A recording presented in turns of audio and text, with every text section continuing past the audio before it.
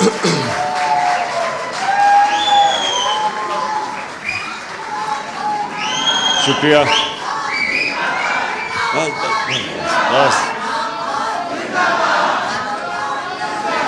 بس بس بس بس بسم اللہ الرحمن الرحیم. بس بس بس بس بسم اللہ الرحمن الرحیم. خاموشی خاموشی. ایاک نعبد و ایاک نستعین. میں بس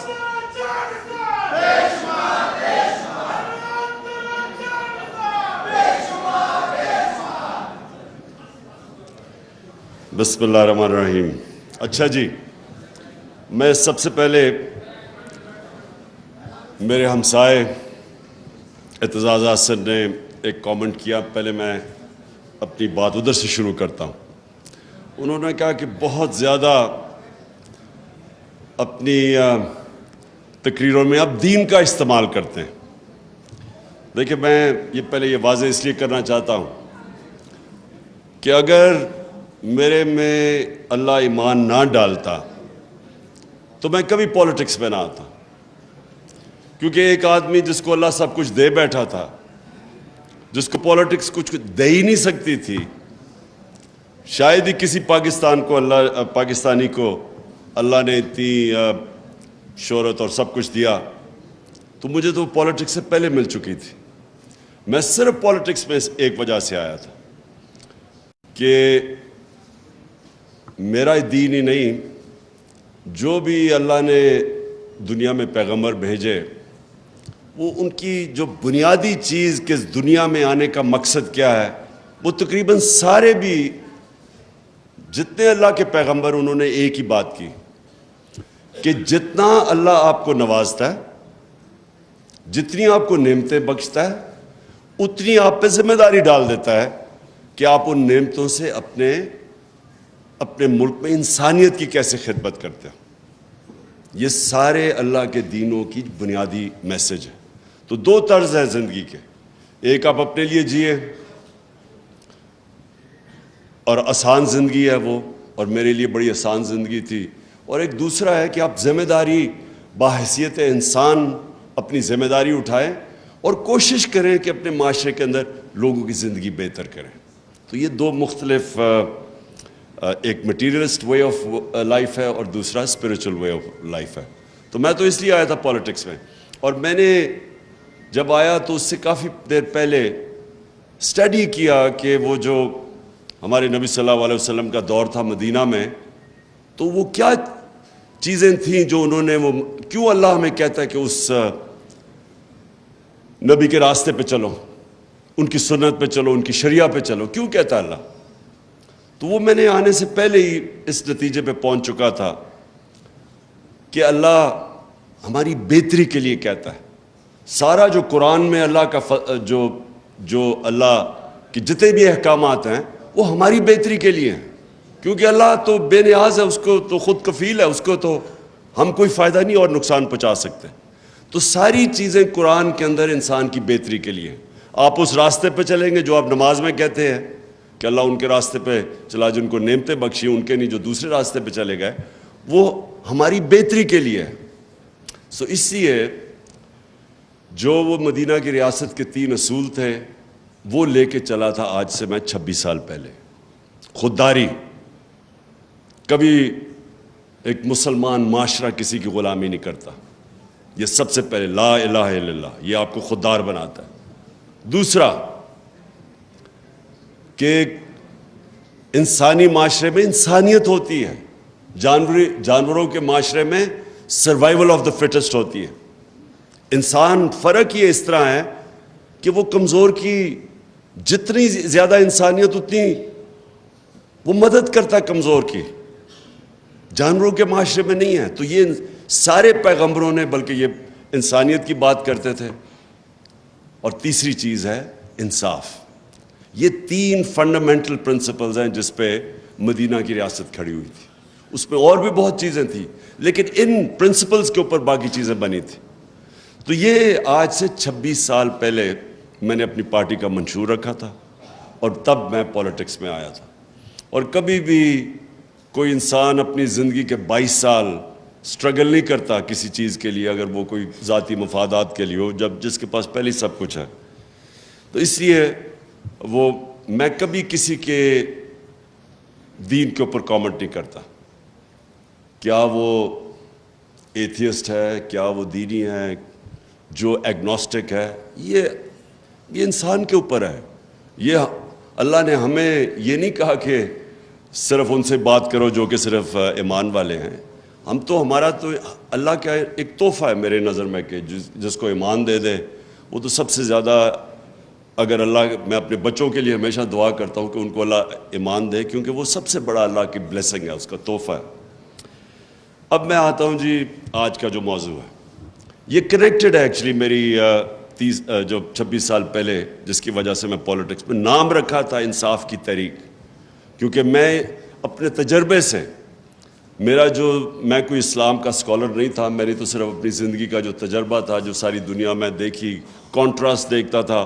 آدھا وقت انگلینڈ میں یونیورسٹی میں گزارتا تھا, یونیورسٹی کے بعد کرکٹ کی وجہ سے آدھا وقت میں پاکستان گزارتا تھا. تو یہ سارا وقت میں موازنہ کر سکتا تھا دونوں معاشروں کا, جو اور شاید لوگ میرے سے بہت عقل والے لوگ ہوں گے لیکن ان کو اس طرح کی اپرچونٹی نہیں تھی کہ جو میرے پاس تھی.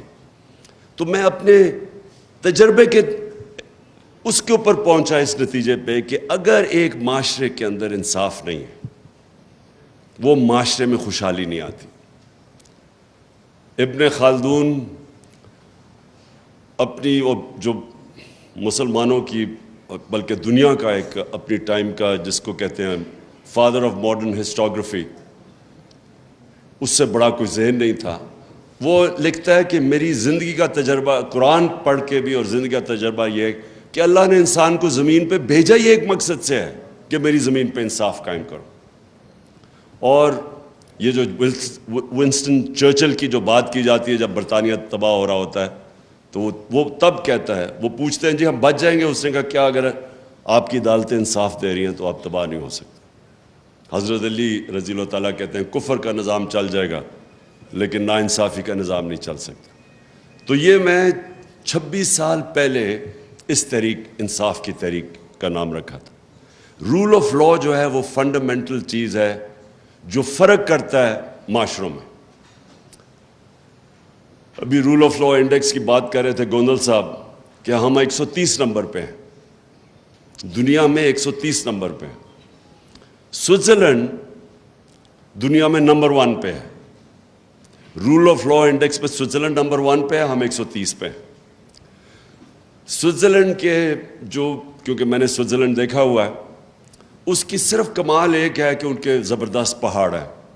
پہاڑوں کے اوپر لوگ جاتے ہیں, ٹورزم ہوتی ہے, سردیوں میں اسکینگ ہوتی ہے. اور ہمارا جو پہاڑ ہیں دگنے ہیں سوئٹزرلینڈ سے, ہمارا ناردرن ایریا سوئٹزرلینڈ سے دگنا ہے. جو خوبصورتی ہے وہ سوئٹزرلینڈ سے کئی گنا زیادہ ہے. لیکن سوئٹزرلینڈ خوشحال ہے. صرف اپنی پہاڑوں کی ٹورزم سے سوئٹزرلینڈ $60 ارب سال کا کماتا ہے. $60 ارب, چھوٹا سا سوئٹزرلینڈ. ہماری ساری ملک کی ایکسپورٹس ہماری تاریخی تھی $30 ارب, $31 ارب یا $32 ارب.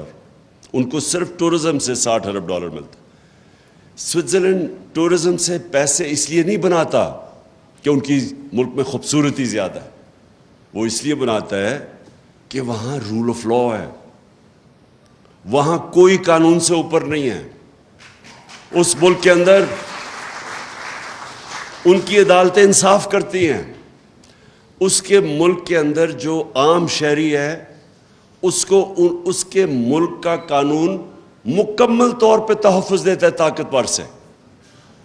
اور جب ایک کمزور انسان کو اس کے ملک کا انصاف کا نظام تحفظ دیتا ہے, وہ انسانوں کو آزاد کر دیتا ہے. تو سب سے امپورٹنٹ چیز آپ کی سمجھنی ہے کہ صرف آزاد انسان کی پرواز اوپر ہوتی ہے. بڑے کام صرف آزاد انسان کرتے ہیں. غلام ملک کے اندر بھی اگر ایک انسان آزاد ہو وہ اس ملک میں بھی اوپر چلا جاتا ہے. میں ہمیشہ دو انسانوں کی بات کرتا ہوں جو غلام ہندوستان میں بڑے ہوئے, قائد اعظم اور علامہ اقبال. آزاد ذہن تھے. فلسفہ دیکھیں علامہ اقبال کا, شاید میں نہیں سمجھتا, میں کوئی اتنا بڑا اسکالر نہیں ہوں, لیکن میں نہیں سمجھتا کہ پچھلے 500 سال میں کوئی مسلمان ذہن اس قابل تھا, اتنا بڑا ذہن تھا جو علامہ اقبال تھے. اور قائد اعظم سارے برٹش انڈیا کے اندر سب سے قابل لائر سمجھے جاتے تھے, سب سے زیادہ ان کی فیس ہوتی تھی. تو قائد اعظم کا دیکھ لیں کہ وہ ایک غلام ہندوستان میں ایک آزاد ذہن تھا, جو وہ آزادی کی بات کرتے تھے, جو ان کی رسپیکٹ تھی, خودداری تھی. میں اب ذرا ماڈرن کئی دفعہ کہتا ہوں کہ وہ جو شہباز شریف کا ایک میں ٹیپ چلاتا ہوں کہ ہم بھیک نہیں مانگنے ہیں لیکن ہم مجبور ہیں, ہم یہ ہیں وہ ہیں. قائد اعظم کو سنیں ذرا آپ, اس کی ساری آپ تقریریں سنیں, ان کے مخالف کے کامنٹ سنیں قائد اعظم کے اوپر. تو یہ بڑے کام صرف آزاد ذہن کرتے ہیں. جو انوویشنز اور انوینشنز ہیں وہ صرف آزاد ذہن کرتا ہے. غلام ذہن صرف اچھا غلام بنتا ہے. اور ڈفرینٹ قسم کی آزادیاں جو میں تحریک حقیقی آزادی کی بات کرتا ہوں اس میں مختلف قسم کی ہے. آج ہم صرف وہ آزادی کی بات کر رہے ہیں جو کہ آزاد عدلیہ, جو رول آف لا امپلیمنٹ کرتی ہے اور جو قوم کو, لوگوں کو آزاد کرتی ہے, طاقتور کے ظلم سے آزاد کرتی ہے. یہ جو فیوڈل کلچر ہے, فیوڈل کلچر کیا ہے؟ کیوں ایک وقت ہوتا تھا کہ اوپر سے انویڈر آتا تھا, جیسے ہی افغانستان سے گزرتا تھا سیدھا وہ پہنچتا تھا دلی تک, کوئی راستے میں اس کو رکاوٹ نہیں ہوتی تھی, کیونکہ فیوڈل سسٹم کے اندر لوگ غلام ہیں. تو ان کو فرق ہی نہیں پڑتا تھا کہ کوئی باہر آئے, کیونکہ جو اوپر آئے یا جائے. بابر کے اوپر یہ, بابر کی ایک جو پہلا مغل بادشاہ جب آیا تھا تو اس کے اوپر یہ ایک انسیڈنٹ بتایا جاتا ہے کہ وہ جب آیا تو اس نے ایک چھوٹی سی پہلے ریڈ کیا, فتح کرنے سے پہلے اس نے ایک ریڈ کی پانی پت سے پہلے سیالکوٹ کے پاس. تو کہتا ہے ایک چھوٹی سی لڑائی ہوئی, یہ جیت گئے. تو کہتا ابھی وہ شام کو بیٹھا دیکھ رہا تو تھوڑی دور, لڑائی سے تھوڑی دور ایک کسان اپنا ہل چلا رہا ہے. وہ بڑا حیران ہوتا ہے کہ یہ اس کو کوئی فرق ہی نہیں پڑا کہ کوئی باہر سے فوج ہے یا لڑائی ہوئی ہے. وہ کسان کو بلاتا ہے شام کو, کہتا ہے تم بڑے دلیر آدمی ہو گئے کہ تمہیں فرق ہی نہیں پڑا کہ باہر سے کوئی فوج ہے یا لڑائی. وہ کہتا ہے میرا کسان, میرا حل چلتا رہے, مجھے کیا فرق پڑتا ہے کون آئے کون جائے, کیونکہ وہ تو آزاد ہی نہیں تھا. کیوں سارا قبائلی علاقہ اور افغانستان کیوں ہمیشہ اپنی آزادی کے لیے لڑتے ہیں؟ کیونکہ وہ آزاد ہیں. ان کا جو سسٹم ہے جرگا سسٹم, وہ بیسکلی ریپرزینٹ کرتا ہے. ان کی جوری سسٹم بھی بن جاتا ہے, ان کو انصاف بھی مل جاتا ہے اور ان کی آواز بھی ہوتی ہے, وہ پھر لوکل گورنمنٹ بھی بن جاتی ہے. تو وہ ہمیشہ لڑتے تھے. جو آتا ہے افغانستان میں وہ ہمیشہ وہ لڑنا اپنے آزادی کے لیے لڑتے ہیں. قبائلی علاقے 80 سال انگریز کے خلاف قبائلی علاقے میں لڑتے رہے لوگ, کیونکہ ان کا سسٹم آزاد تھا. آزاد, جب ہم آزادی کی بات کرتے ہیں یہ یاد رکھیں کہ فیوڈل سسٹم جس کے اندر طاقتور کے لیے قانون, کمزور کے لیے دوسرا, اس کے اندر کبھی اس معاشرے کا پوٹینشیل اوپر نہیں آتا. تو کیونکہ میں نے مغرب میں اور یہ سارے انگلینڈ, سوئٹزرلینڈ, یورپ, آسٹریلیا وغیرہ دیکھے ہوئے تھے, امریکہ, تو میں بڑی پہلے اس نتیجے پہ آ گیا تھا کہ جب تک ہمارے ملک کے اندر ہمارا انصاف کا نظام نہیں ٹھیک ہوتا, جو اللہ نے اتنی نعمتیں بخشی ہیں پاکستان کو, ہمیں خود بھی نہیں اندازہ, مجھے بھی پوری طرح اندازہ نہیں تھا جب تک میں 3.5 سال پرائم منسٹر نہیں بنا, کہ اللہ نے ہر قسم کی اس ملک میں ہر قسم کی نعمتیں بخشی ہیں. کسی ایک بھی ہم اٹھا لیں تو ہم اوپر جا سکتے ہیں. اور تو چھوڑے جو منرلز ہیں پاکستان میں, مدنیات ہیں, ہم صرف اسی پہ کانسنٹریٹ کر رہے ہیں, وہی پاکستان کو اٹھا سکتے. ٹورزم پہ کانسنٹریٹ کر, وہاں اٹھ سکتا ہے. ایگریکلچر کے اوپر ہمارا جو زراعت ہے, اس میں ہم صرف ماڈرن ٹیکنیکس ہی لے آئیں, اسی میں ملک اٹھ سکتا ہے. انڈسٹری میں ہمارا انیشیٹو ہے, باہر پروفیشنلز بیٹھے ہوئے ہیں, ہمارا 1 کروڑ پاکستانی باہر بیٹھے جن میں ٹاپ کلاس پروفیشنلز ہیں, انٹرپرینرز ہیں, پروفیسرز ہیں, ہر قسم کا ایکسپرٹ باہر بیٹھا ہوا ہے. لیکن ہمارے ملک میں رول آف لا نہیں ہے. ہمارا جو سب سے بڑا, یہ لوگ مجھے کہتے ہیں نا, یہ جو گورنمنٹ آئے گی جی ابھی وہ سعودی عربیہ نے پیسے دے دیے, اس نے UAE نے پیسے دے دیے, وہ اب سنیں جی چائنا, یہ کینسر کا علاج ڈسپلن سے ہو رہا ہے. قرضوں کی کینسر پھیلتی جا رہی ہے. جب تک کہ اس ملک میں انویسٹمنٹ نہیں آتی, ہم اس ملک میں ڈالرز نہیں آتے. ہم نے 2 طرح تو ڈالرز ریکارڈ منگوائے تھے, ایکسپورٹس ہماری ریکارڈ تھی, ریمیٹنسز ریکارڈ تھی, لیکن جو انویسٹمنٹ تھی جس سے اصل میں پاکستان اٹھ رہا ہے, اس کے سب سے بڑی رکاوٹ اس کے سامنے رول آف لا نہیں ہونے کی ہے, کانٹریکٹ انفورسمنٹ نہیں ہے. بڑے بڑے انویسٹر ڈرتے ہیں, جو میس لیول پہ جو آپ کے اوورسیز انویسٹرز ہیں, جو کہ چھوٹی چھوٹی انویسٹمنٹ کر سکتے ہیں, 1 کروڑ میں سے 20 لاکھ پاکستانی انویسٹمنٹ کر دیں, 1 کروڑ میں سے 20 لاکھ بھی انویسٹ کر دیں, پاکستان کو کوئی کسی سے پیسے لینے کی ضرورت نہیں, کوئی IMF کے پاس جانے کی ضرورت نہیں. تو پوچھیں وہ انویسٹ کیوں نہیں کرتے؟ سب سے بڑا ان کا پرابلم یہ ہے کہ جہاں جیسے ہی وہ پھنستے ہیں عدالتوں میں, ان کو کوئی اعتماد نہیں ہے کہ ہمیں انصاف ملے گا, ہماری انویسٹمنٹ بچے گی. میں سارا وقت, کیونکہ میں اوورسیز پاکستانی سے پیسے اکٹھے کرتا تھا شوکت خانم کے لیے, پھر تحریک انصاف کے لیے, تو مجھے ہمیشہ یہ کہا کرتے تھے کہ ہم جب پلاٹ بھی لیتے ہیں تو اس کے اوپر قبضہ ہو جاتا ہے. کون فیکٹری لگائے گا, کون بزنس شروع کرے گا؟ وہ دبئی میں جا کے بزنس کرنا شروع کر دیتے ہیں, یہاں بزنس نہیں کرتے. کیونکہ جب ایک پلاٹ کے اوپر, پلاٹ سے زیادہ سیف چیز کیا ہے, اس کے اوپر ان کو مصیبت پڑ جاتی ہے کہ اس کے اوپر قبضے ہو جاتے ہیں, عدالتوں کے وہ چکر لگاتے ہیں. کوئی طاقتور آ کے, قبضہ گروپ آ کے, اچھا قبضے گروپ بھی سمجھ گئے ہیں کہ اوورسیز پاکستانیوں کی کون سا پراپرٹی ہے, وہ بیچارے خرید کے واپس جاتے ہیں, پیچھے سے قبضہ ہو جاتا ہے. تو جب آپ ایک سیف انویسٹمنٹ پلاٹ کے اوپر بھی آپ لوگوں کے قانون کے اوپر اعتماد نہیں ہوتا, تو کیسے انویسٹمنٹ آ سکتی ہے جو کہ اس ملک میں اتنی آ سکتی ہے؟ کیونکہ جو اوورسیز پاکستانی اس کے پاس جس وقت جو ان کے پاس ڈالرز پڑے ہوئے ہیں, جتنا پاکستان کا قرضہ ہے اس سارے قرضے سے زیادہ ڈالرز باہر پڑے ہوئے ہیں اوورسیز پاکستانی کے. اور میں ان کی بات نہیں کر رہا جنہوں نے چوری کر کے پیسہ باہر لے کے گئے یہاں کے ڈالرز, میں بات کر رہا ہوں جو انہوں نے باہر کمائی کی تھی جو پاکستان آ سکتا ہے. تو میری پہلی چیز یہ کہ ہمارا جو آج پاکستان کا مستقبل ہے, فیوچر جس طرف ہم جا رہے ہیں, یہ لازم ہے کہ اگر ہم رول آف لا اس ملک میں نہیں اسٹیبلش کرتے, ہم کبھی بھی اس ملک کو اس دلدل سے نہیں نکال سکتے. ہماری جو معیشت ہے, میں تو پہلے اس کے معیشت کے اوپر بات کرتا ہوں, کہ یہ کبھی بھی پراسپر نہیں کر سکتی جب تک کہ پاکستان میں رول آف لا نہیں آتا, ہم اسٹیبلش نہیں کرتے. جو انویسٹر ہے اس کو اعتماد نہیں ہوتا ہماری کانٹریکٹ انفورسمنٹ کے اوپر. یہ نمبر 1 میری چیز ہے.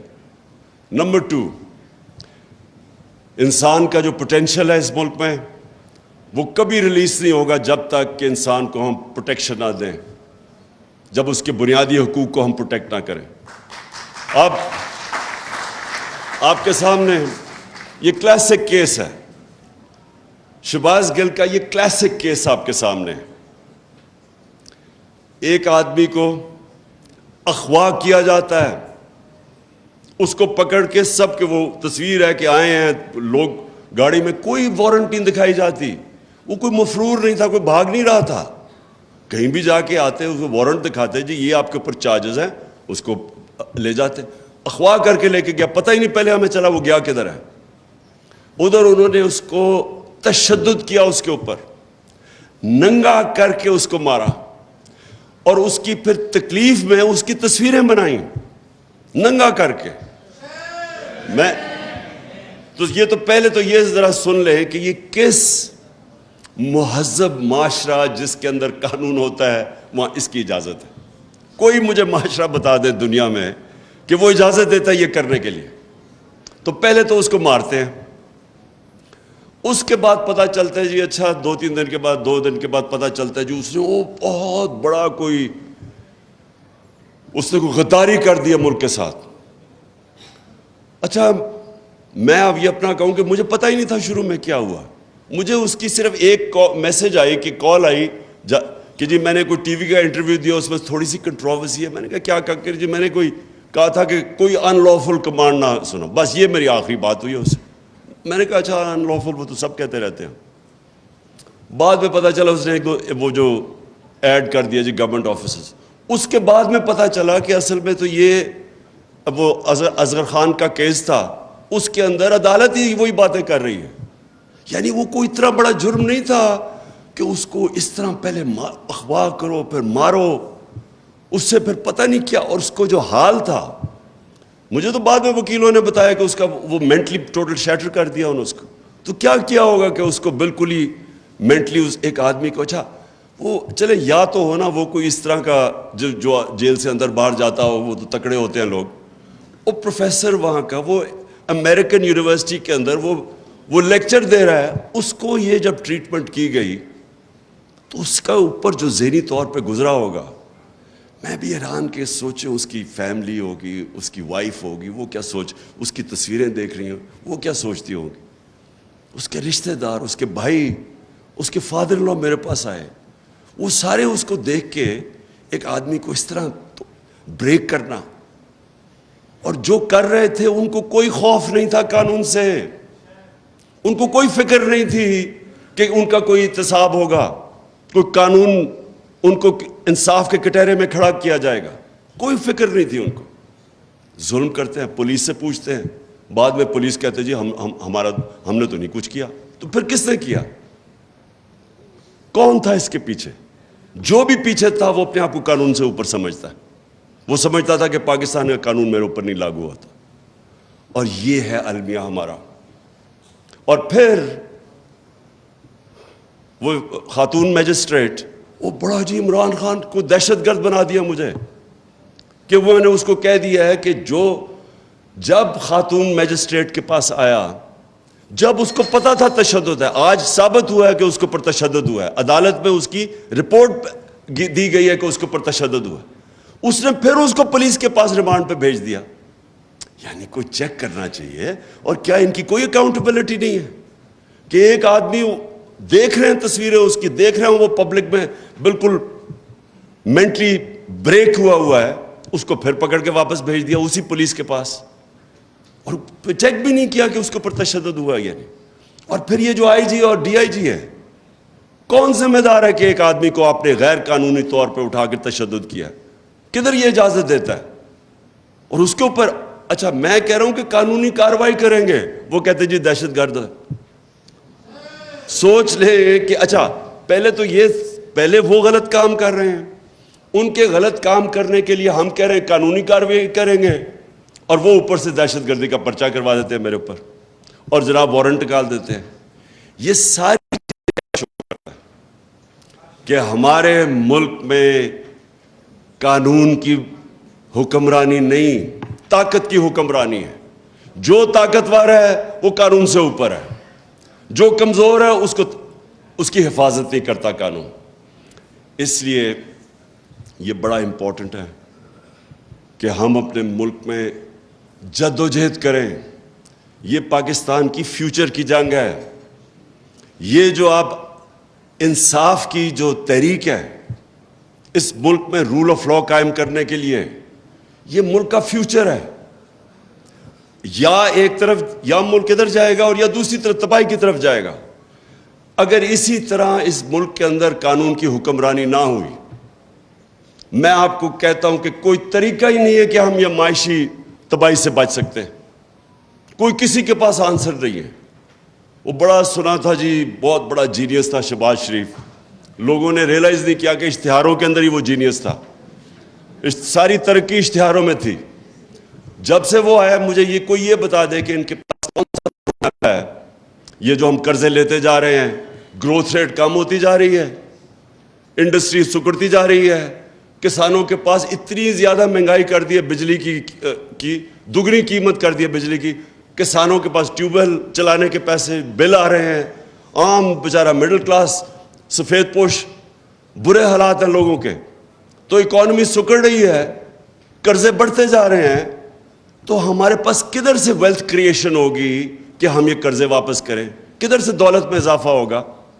کہ اگر آپ کی انڈسٹری بھی بند ہو رہی ہے، بے روزگاری بھی بڑھ رہی ہے، ایکسپورٹس گر رہی ہیں، باہر سے جو دولت ریمیٹنسز آنی تھی ان کی وہ ڈراپ ہو گئی ہیں، تو کدھر سے پاکستان کے پاس پیسہ آئے گا یہ قرضے یہ جو لے رہے ہیں اور قرضے؟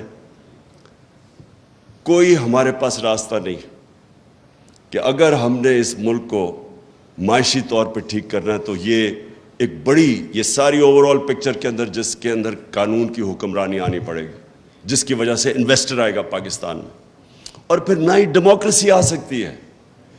ڈیموکریسی اور رول آف لا ساتھ ساتھ چلتے ہیں۔ آپ اگر الیکشن کروا دیں ایک ملک کے اندر جدھر رول آف لا نہیں ہے، جمہوریت آ ہی نہیں سکتی۔ جو طاقتور ہے، جس کے پاس پیسہ ہے، جس کے پاس 2 نمبر پیسہ، وہ اوپر آ جائے گا۔ کیسے مقابلہ کرے گا ایک آدمی، پڑھے لکھے لوگ کیسے مقابلہ کریں گے اس کا جس کے پاس مسل بھی ہے، اس کے پاس جو سندھ کے اندر، آج مجھے بتائیں سندھ کے اندر کون سی جمہوریت ہے؟ جو ان کے یہ پیپلز پارٹی کے خلاف کھڑا ہوتا ہے، 15% لوکل گورنمنٹ میں لوگ کھڑے ہی نہیں ہوئے کیونکہ ان کے اوپر کیسز کر کے FIR کر کے ان کو انپوز جتا دیا 15% کو۔ باقیوں کے پاس جو الیکشن لڑنے جاتا ہے وہاں اس کے اوپر FIR کٹ جاتی ہے۔ میرے اوپر 16 FIR کاٹ دی ہے، وہ تو چھوڑے، اب دہشت گردی کا کیس کر دیا، تو بیچارے عام لوگوں کا کیا ہوتا ہوگا؟ مجھے یہ بتائے کہ میرے پاس تو پھر بھی میں ایک چلے وہ اللہ نے کرنا تھا کہ کل قوم ساری سڑکوں پہ آ گئی رات کو 2 بجے 3 بجے، نہیں تو میں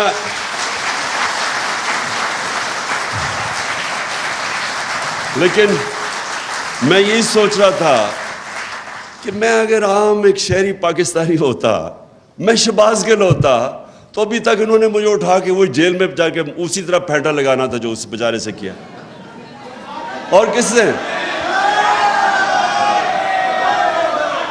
نہیں،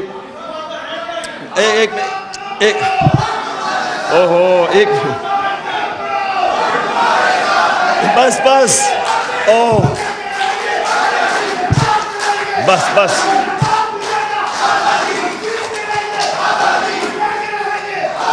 بس ایک منٹ بس کرو، سن لو۔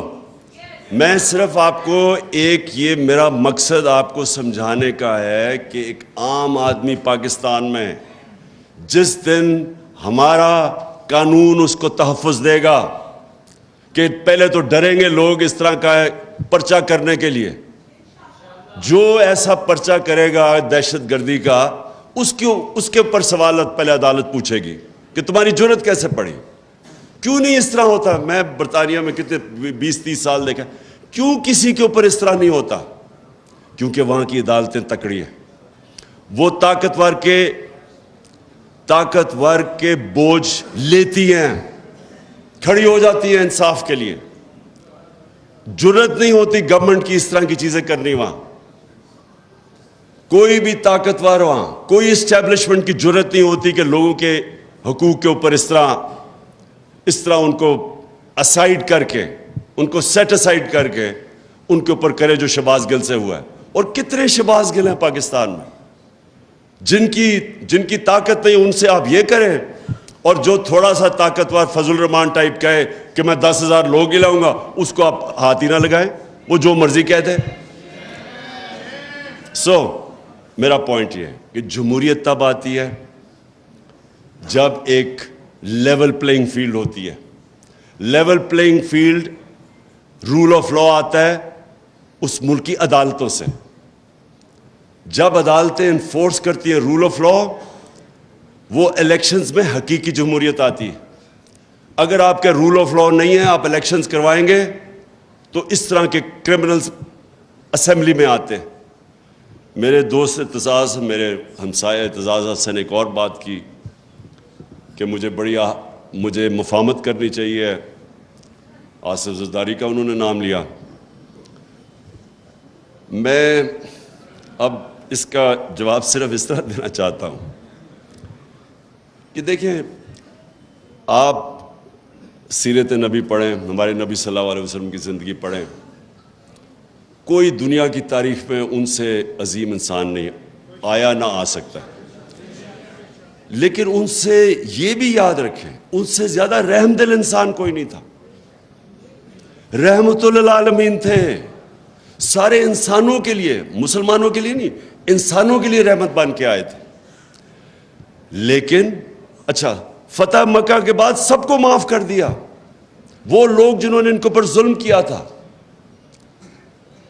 لیکن جب ان کو کوئی کہا کہ جناب قریش کی ایک لڑکی نے چوری کی ہے, تو اس کو آپ ذرا نظر ثانی کریں, تو انہوں نے تب کہا, دو چیزیں کہیں. میں یہ چاہتا ہوں کہ یہ جب مجھے بار بار کہتے ہیں جی ان سے آپ میں تکبر بڑا ہے, آپ ان سے مفاہمت کر لیں, آپ انڈرسٹینڈنگ کر لیں, میں ہمیشہ یہ آپ بتاتا ہوں کہ جو رحمت للعالمین تھے, انہوں نے ہر چیز پہ نظریے کے اوپر, کافر کے خلاف نظریہ فرق تھا ان کا, ان کے اوپر ظلم ہوئے تھے, انہوں نے وہ بھی معاف کر دیے. لیکن جب ان کو کہا کہ کرپشن یا چوری کے اوپر قریش کی لڑکی کو معاف کرو, تو انہوں نے کہا کہ بڑی قومیں تمہارے سے پہلے تباہ ہوئیں, جب بڑا چوری کرتا تھا اس کو چھوڑ دیتے تھے, چھوٹے چور کو پکڑتے تھے. دیکھیں, اور کہا کہ میری بیٹی بھی چوری کرے گی تو اس کو سزا ملے گی. یہ کیوں کہا انہوں نے؟ کیونکہ جب ایک معاشرے کے اندر آپ چوری کو, کرپشن کو ایکسیپٹیبل بنا دیتے ہیں, آپ معاشرہ ختم کر دیتے ہیں. معاشرے کی بنیاد رکھی جاتی ہے قرآن کی آیت میں, امر بالمعروف, تم اچھائی کے ساتھ کھڑے ہوتے اور برائی کے خلاف جہاد کرتے ہو. معاشرہ لڑتا ہے کرپشن کے اگینسٹ. میں یہ کہہ کے لوگوں کو تھک گیا ہوں. آپ اگر ایک بڑے بڑے چور وہ نیب جا رہے ہیں تو آپ پھول پھینک رہے ہیں اس کے اوپر, تو آپ کیا میسج دے رہے ہیں اپنی یوتھ کو, اپنی عوام کو؟ آپ کیا میسج دے رہے ہیں کہ چوری بری چیز ہی نہیں ہے. مجھے کہہ جی وہ ہمارے صحافیوں نے کہا کہ دیکھیں جب عمران خان کو بھی اب وہ انہوں نے تقریر کرنے سے منع کر دیا, تو نواز شریف کو بھی کر دیا. نواز شریف کو پاکستان کے سپریم کورٹ نے 2 سال کی تفتیش کے بعد, جب اس کی کرونا جو پینما پیپرز کے اندر پراپرٹیز اربوں روپے کی پکڑی گئی, اس کے اوپر تفتیش کے بعد اس کو ڈسکوالیفائی کیا اور سزا دی. مجھے کس چیز پہ کہہ رہے ہیں کہ جی آپ نے وہ میجسٹریٹ کو کہہ دیا کہ وہ اس کے اوپر قانونی کارروائی ہونی چاہیے, اور آئی جی اور ڈی آئی جی اس کے اوپر کہہ رہے ہیں میرا بند کر دیا, اور وہ ایک ہی ہے. جس ملک کے اندر آپ کے بڑے بڑے صحافی یہ کہتے ہیں, اس کا مطلب چپ پلیز کر کے سنو, جب آپ کے بڑے بڑے صحافی یہ کہتے ہیں, معاشرے کے اندر کیا پیغام جاتا ہے کہ کوئی چوری بری چیز, کرپشن بری چیز نہیں ہے. آپ کے گھر میں کوئی ڈاکہ مارے, کیا آپ کہیں گے کہ اس کے ساتھ مفاہمت کرو, اس کے آ کے بیٹھو اور بات چیت کرو؟ آپ کہیں گے اس کو جیل میں ڈالو. تو کرپشن تو ملک کے اوپر ڈاکہ مارا جاتا ہے, تو آپ اس کو کہہ رہے ہیں کہ نہیں جی ان سے بیٹھ کے کرو. تو میں صرف اس چیز کے اوپر, کیونکہ میں زیادہ تر تو اپنے ہمسایہ اعتزاز حسن سے سب چیز سے اگری کرتا ہوں, لیکن ادھر میرے دو دین کے اوپر تو خیر ہمارا مختلف ویوز ہیں, لیکن اس کے اوپر کہ آپ ہر کسی سے کمپرومائز, پالیٹکس ہوتی ہے آرٹ آف کمپرومائز, لیکن جس وقت آپ کرپشن سے کمپرومائز کرتے ہیں, جنرل مشرف نے یہ جو بالکل سلمان راجہ ٹھیک کہہ رہا ہے, وہ جو این آر او دیا تھا, کبھی کسی نے ایسٹیمیٹ کیا ہے کہ اس کا اس ملک کو کتنا بڑا نقصان ہوا, کہ کس طرح کرپشن کے دروازے کھلے, کتنا ملک پیچھے گیا.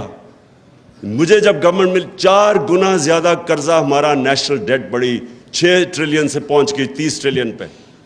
ہم نے جو پہلا پیسہ اکٹھا کیا ٹیکس میں, آدھا چلا گیا ان کے لیے ہوئے قرضوں کی قسطوں پہ, تو ملک کدھر سے چلانا تھا. کرپشن ایک معاشرہ لڑتا ہے, معاشرہ اس کو ان ایکسیپٹیبل کرتا ہے. عدالتیں ہماری, ان کی سب سے بڑی ڈیوٹی یہ ہوتی ہے کہ جو بڑی کرپشن ہے اور جو سب سے مشکل ہے, جو وائٹ کالر کرائم جسے کہتے ہیں, جب تک ایک معاشرہ وائٹ کالر کرائم کا مقابلہ نہیں کرتا وہاں خوشحالی نہیں آتی. اور آپ سوئٹزرلینڈ کی اس لیے میں مثال دیتا ہوں, جب وہ رول آف لا کی انڈیکس کی بات کرتے ہیں کہ 99.9% ہے وہاں, اور خوشحالی بھی دنیا میں سب سے زیادہ ہے, وسائل نہ ہونے کے برابر ہیں, وہ اس لیے کہ اس معاشرے کے اندر انصاف ہے. میں آخر میں اپنی بات ختم کرتا ہوں. کہتے ہیں کہ جو سب سے بڑی رکاوٹ ہے طاقتور کو قانون کے نیچے لانے کی، وہ سب سے بڑی جو رکاوٹ ہے وہ خوف ہے. لوگ ڈرتے ہیں، مافیاز ہوتے ہیں طاقتور، وہ آپ کو ڈراتے ہیں، دھمکاتے ہیں. لوگوں کو ڈر ہوتا ہے اپنی جان کھونے کا، لوگوں کو ڈر ہوتا ہے میرا روزگار چلا جائے گا، لوگوں کو ڈر ہوتا ہے کہ جناب مجھے ذلیل کر دیں گے ٹی وی کے اوپر اور میڈیا پہ. میری آخری پوائنٹ یہ ہے کہ جس وقت ایک قوم یہ جو خوف کا بت ہے یہ توڑ دیتی ہے اور وہ کھڑی ہو جاتی ہے، جب وہ اپنے آپ کو آزاد کر لیتی ہے اس خوف سے، تو پھر عدلیہ بھی اس قوم کے سامنے انشور کرتی ہے کہ جسٹس ہو، کیونکہ جو ڈر ہوگا قوم کھڑی ہو جائے گی. جو بڑی اچھی بات کی سلمان نے یہ بھی کہ جب مارشل لاء لگے تو لوگ سڑکوں پہ نکلے ہی نہیں، بھائی آرام سے چپ لوگوں نے ایکسیپٹ کر لیا کسی نے قانون توڑا. لیکن میں یہ سمجھتا ہوں کہ ہمارا ملک یہ بہت بڑا اللہ نے کرم کیا ہمارے ملک پہ کہ ہمارے لوگوں کو بیدار کر دیا ہے، شعور آ گیا ہمارے لوگوں میں، چینج ہو گیا ہے. کبھی میں نے پاکستانی قوم کے اندر اس طرح کی بیداری نہیں دیکھی. اور مجھے جو سب سے زیادہ اس وقت ایک میرے دل میں خوشی یہ ہے کہ ہر چیز، یہ جو بری چیزیں ہو رہی ہیں یہ میڈیا کے اوپر، یہ سوشل میڈیا کے، ان کے لوگوں کو دبا رہے ہیں. ٹیلی فون جا رہے ہیں، کوئی تو لکھتا ہے کہ ہم تمہیں یہ کر دیں گے، ان نون نمبر سے ٹیلی فون جا رہے ہیں، ہم ایجنسی سے کال کر رہے ہیں، آپ نے یہ نہیں کہنا وہ نہیں کہنا، لوگوں کو ڈرا رہے ہیں، دھمکا رہے ہیں، سپریس کر رہے ہیں. لیکن جو مجھے اور میڈیا کو ARY کو بند کیا، وہ بول کی اس دن میری تقریر اس کو لائیو ختم کر دیا. میڈیا کو کالز جاتی ہے کہ آپ نے نہیں دکھانا یہ تحریک انصاف اور عمران خان کو. لیکن اس ساری چیزوں میں جو سب سے خوشائن چیز ہے ہمارے ملک میں کہ ہمارے لوگ وہ ادھر پہنچ گئے ہیں کہ میں اب پورا میرا ایمان ہے کہ یہ جو شعور کا، میں یہ ورڈ یوز کرتا ہوں شعور کا، اور یہ جو بیداری کا جو جن ہے جو بوتل سے نکل چکا ہے، جو مرضی اب کوئی کر لے، یہ اب بوتل میں واپس جانے نہیں لگا. یہ جو میرا ایمان ہے کہ یہ اب ملک کو انشاءاللہ حقیقی آزادی کی طرف لے کے جائے گا. شکریہ.